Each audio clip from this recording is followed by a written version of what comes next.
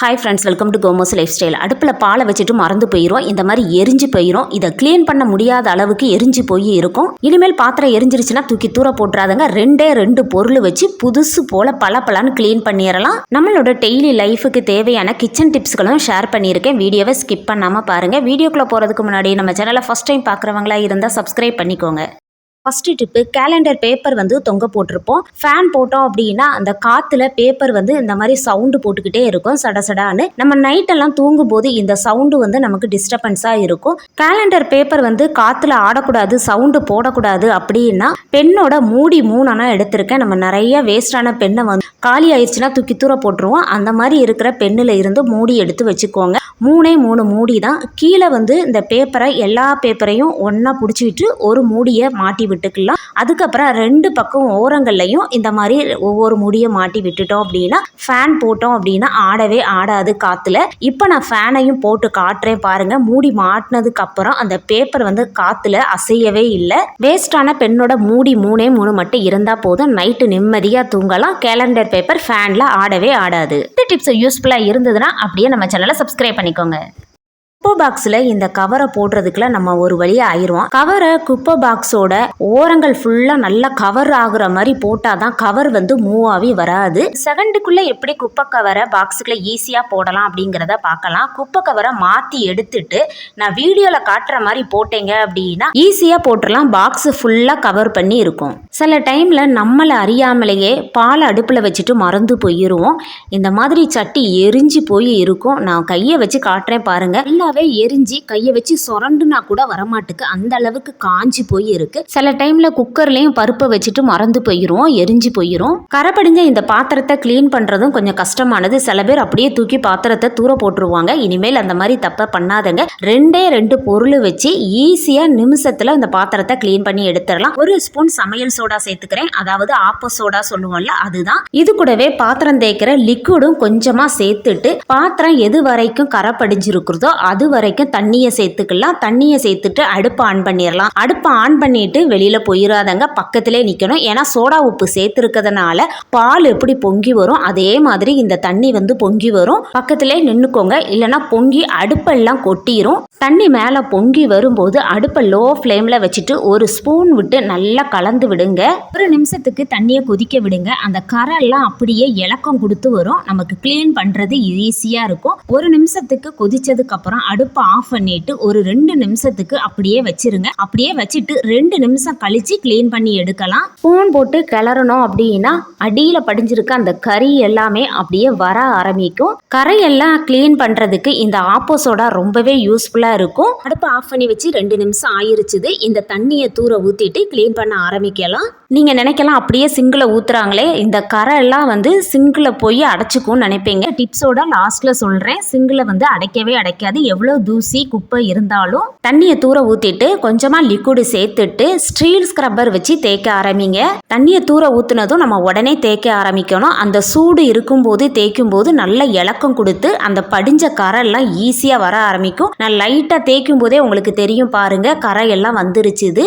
ரொம்ப அழுத்தம் கொடுத்துலாம் தேய்க்கணும் தேவையே இல்லை. சூடு ஆறுனதுக்கு அப்புறம் தேய்க்கக்கூடாது. லைட்டாக சூடு இருக்கும் போதே தேய்ச்சிடணும். பாருங்க, நான் தேய்ச்சிட்டேன், கரை எல்லாம் வந்துருச்சுது. இன்னும் கொஞ்சமாக இருக்குது. இன்னும் கொஞ்சம் லிக்விடை சேர்த்துட்டு மறுபடியும் ஒரு வாட்டி தேய்ச்சோம் அப்படின்னா இருக்கிற கரை எல்லாமே வந்துடும். பாருங்க, இப்போ பாத்திரம் எப்படி புதுசா இருக்குதுன்னு.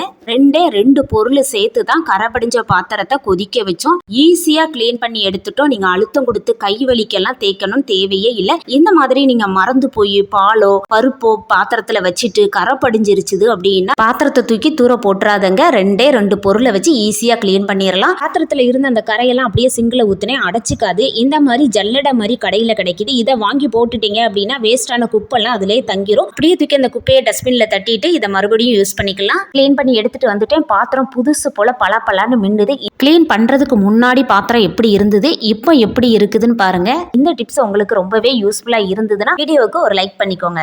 வீடு நல்ல வாசனையாகவும் பாசிட்டிவ் வைப்ரேஷனோட இருக்கணும் அப்படின்னா வீட்டில் ஊதுபத்தி பற்ற வச்சு வைப்போம். சாமி ரூமில் வைக்கிற ஊதுபத்தி ஸ்டாண்டை நம்ம வெளியிலலாம் கொண்டு வந்து யூஸ் பண்ண மாட்டோம். ஊதுபத்தி ஸ்டாண்டே இல்லாமல் ஊதுபத்தியை எப்படி வைக்கலாம் அப்படிங்கிறத பார்க்கலாம். இதுக்கு குக்கரோட விசில் எடுத்திருக்கிறேன். இது ஒர்க் ஆகாது, அதனால இதை எடுத்திருக்கிறேன். நல்ல விசிலாக இருந்தால் கூட நம்ம யூஸ் பண்ணிட்டு வச்சுக்கலாம். இந்த குக்கரோட விசிலில் ஊதுபத்தியை பற்ற வச்சு வச்சோம் அப்படின்னா அது கீழே விழவே விழாது, நல்லா ஸ்ட்ராங்காக நின்றுக்கும். இந்த விசிலில் ஒரு 4 to 5 ஊதுபத்தி கூட நம்ம வச்சுக்கலாம். இதுக்காக ஊதுபத்தி ஸ்டாண்டெல்லாம் வாங்கணுங்கிற அவசியமே இல்லை. வேஸ்டான குக்கரோட விசில் மட்டும் இருந்தாலே போதும், ஊதுபத்தி ஸ்டாண்டா யூஸ் பண்ணிக்கலாம். இந்த டிப்ஸ் உங்களுக்கு ரொம்ப பிடிச்சிருக்கும்னு நினைக்கிறேன். ட்ரெஸ்ஸுக்கு மேட்சாக நிறைய கலராக ஹேர் பேண்ட் எல்லாம் வச்சுருப்போம். யூஸ் பண்ணிட்டு எங்கேயாச்சும் மறந்து வச்சுருவோம். மறுபடியும் நம்ம யூஸ் பண்ணும்போது தேடி அலைவோம். ட்ரெஸ்ஸுக்கு மேட்சாக கிடைக்கிறது கஷ்டமாக இருக்கும். இனிமேல் அந்த மாதிரி நீங்கள் தேடி அலையணும்னு அவசியமே இல்லைங்க. இந்த டிப்ஸை நீங்கள் ஃபாலோ பண்ணீங்கன்னா இந்த மாதிரி மெட்டல் வளையல், வேஸ்டான வளையல் இருந்தால் எடுத்துக்கோங்க. வளையலை சிசர் வச்சு கட் பண்ணணும் அப்படின்னா 2ஆக கட் ஆயிரும். நம்மகிட்ட இருக்கிற ஹேர் பேண்டை எல்லாமே இந்த வளையலில் நான் கொடுக்குற மாதிரி கொடுத்து மாட்டி வச்சுக்கோங்க.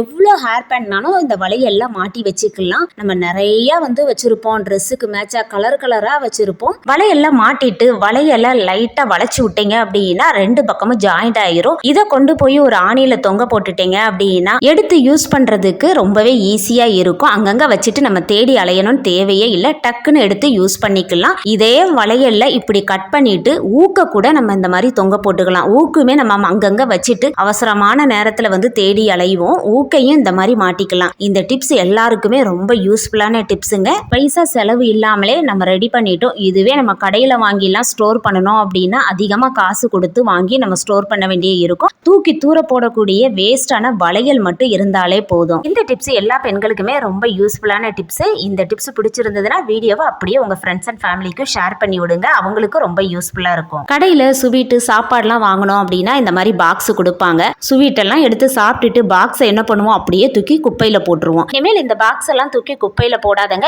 இதை ரொம்ப யூஸ்ஃபுல்லா மாத்திக்கலாம். அது எப்படிங்கிறத பார்க்கலாம். இதுல இருந்து நான் ஒரு பாக்ஸ் எடுத்துக்கிறேன். நம்ம கிச்சன்ல நிறைய கிச்சன் டவல் வச்சிருப்போம்.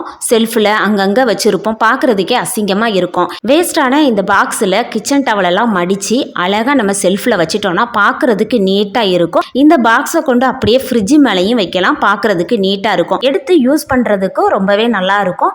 இதுல கிச்சன் டவல் மட்டும்தான் வைக்கணுமா அப்படின்னா இல்ல, கர்ச்சிப் இருந்தாலுமே நம்ம வச்சு பீரோல்ல வச்சுக்கலாம். அதே மாதிரி சாக்ஸ் நம்ம வீட்டில் 2-3 குழந்தைங்க இருக்காங்க அப்படின்னா எல்லா சாக்ஸும் ஒன்னா மிக்ஸ் ஆயிரும். குழந்தைங்களுக்கு தனித்தனியா ஒரு பாக்ஸை கொடுத்துட்டோம்னா அவங்க சாக்ஸை அவங்க இந்த மாதிரி பாக்ஸ்ல ஸ்டோர் பண்ணி வச்சுக்கலாம். இந்த டிப் ரொம்பவே யூஸ்ஃபுல்லான டிப்ஸ். இனிமேல் ஸ்வீட் பாக்ஸ், சாப்பாடு வாங்கின பாக்ஸ் இருந்தா தூர தூக்கி போட்டாதங்க, யூஸ்ஃபுல்லா மாத்திக்கலாம்.